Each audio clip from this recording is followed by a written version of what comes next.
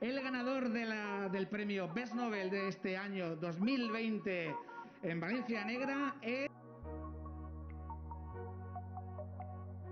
Bueno, pues te los paso, ¿eh? Gracias por su amabilidad y por su apoyo, y espero que podamos encontrarnos en persona antes de demasiado tiempo. Muy bien, pues nada, John, te esperamos en Valencia Negra.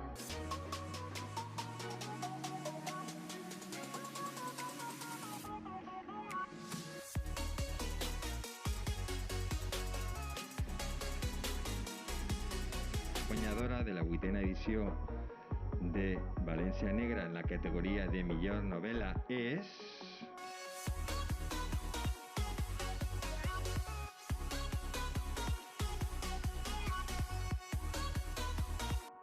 Heu premiat una novel·la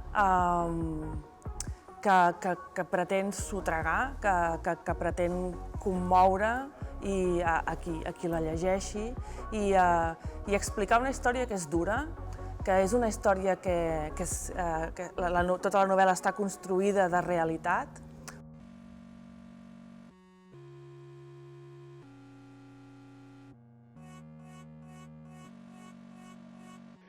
Dócil, de Arosai de la Maza.